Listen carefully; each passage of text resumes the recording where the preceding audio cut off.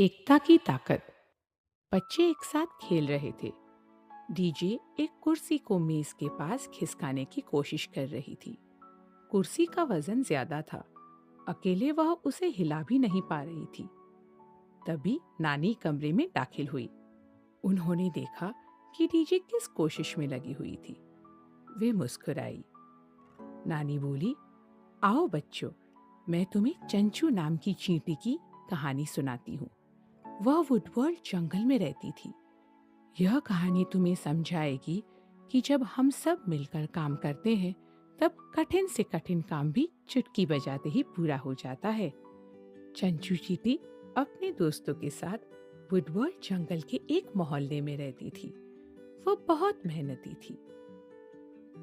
वैसे तो उस मोहल्ले की हर चींटी मेहनत करती थी, लेकिन चंचू उन सबसे कुछ ज्यादा ही मेहनती थी।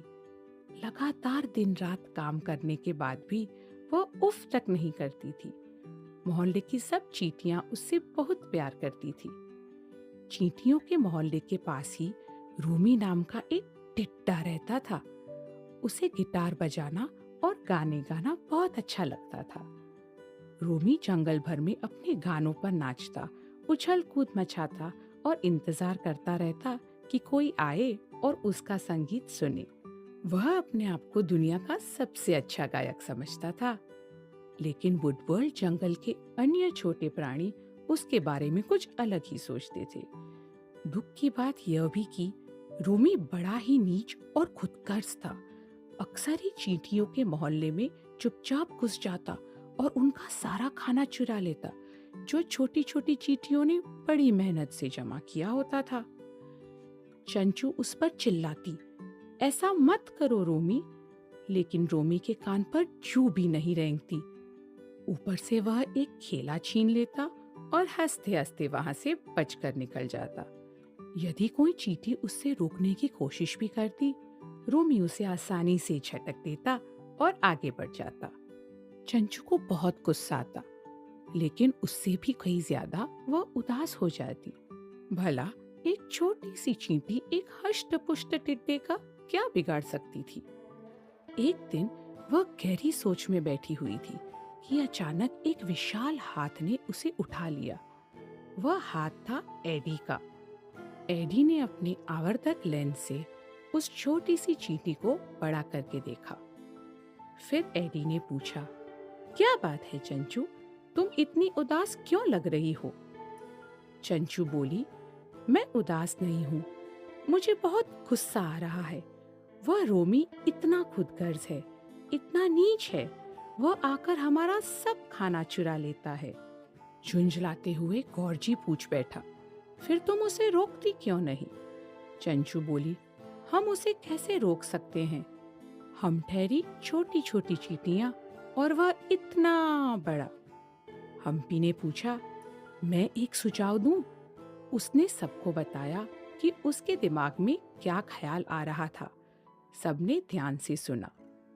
तब कहीं जाकर चंचू के चेहरे पर बड़ी सी मुस्कान दिखाई दी।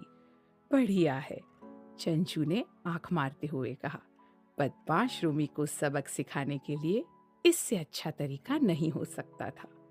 रोज की तरह रोमी अगले दिन भी वहां शान से पहुंचा। चींटियों को चिढ़ाते हुए बोला, वाह क्या बात है, सभी चींटियां मेरे स्वागत के लिए मौजूद है। चंचू गुस्से से दांत भींचने लगी।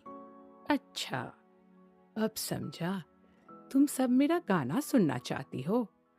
माफ करना, आज मेरे पास वक्त नहीं है, क्योंकि मुझे एक बड़े शो के लिए जाना है। इतना कह रोमी वहां से निकलने को हुआ, लेकिन चींटियों ने उसका रास्ता रोक दिया। रोमी बोला, तुम सब एक तरफ हटो, मुझे जाने दो।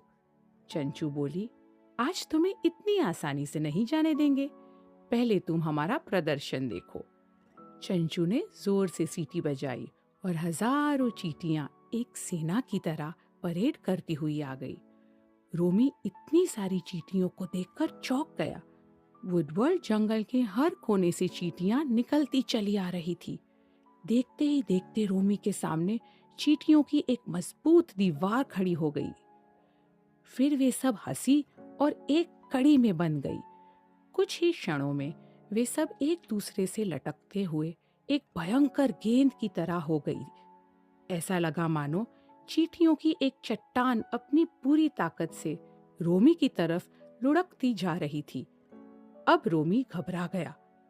चींटियों ने अपनी गति बढ़ाई और डरे हुए रोमी से जा टकराई। रोमी के पैर हिल गए। आ! उई! उई! रोमी पीठ के बल जोर से गिर पड़ा। उन्होंने रोमी को घेर लिया और जोर जोर से हंसने लगी।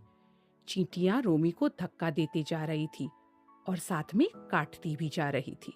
जीत की खुशी में चंचू ने पूछा, क्यों, कैसा लगा हमारा प्रदर्शन? रोमी की चीख निकल गई। उफ! उफ! मुझे माफ कर दो चंचू, अब मैं फिर कभी तुम लोगों को नहीं सताऊंगा। मुझे जाने दो, मुझे छोड़ दो। वह तेजी से भागते हुए जंगल में ऐसे गायब हुआ जैसे गधे के सिर से सींग। जीतने की खुशी में चींटियां चिल्ला उठी। तभी एडी और उसके दोस्त वहां पहुंचे। एडी के हाथ पर रेंगते हुए चंचू बोली, मुझे समझ नहीं आ रहा कि मैं तुम सबका धन्यवाद किस तरह से करूं। तुम्हारा सुझाव बहुत काम आया। हम सब ने एक चट्टान बनकर उस बदमाश रोमी को भगा दिया। अब हमें उससे डरने की कभी भी जरूरत नहीं पड़ेगी। एडी और उसके दोस्तों ने चींटियों को एक अच्छी सीख दी थी। जब पांचों उंगलियां मिल जाती है तब एक मजबूत मुट्ठी बन जाती है। नानी बोली, समझे बच्चों, जब हम एक दल बनकर कोई काम करते हैं तब हम ताकतवर हो जाते हैं। बच्चे मुस्कुराए। अब समझ आया कि नानी क्या समझा रही थी। सब उठे और मिलकर भारी कुर्सी को बड़ी आसानी से खिसकाने लगे, क्योंकि एक से भले दो और दो से भले चार, उनकी ताकत एक चट्टान बन गई थी। हमने क्या सीखा? जब हम मिलकर काम करते हैं तब हम एक चट्टान की तरह मजबूत हो जाते हैं।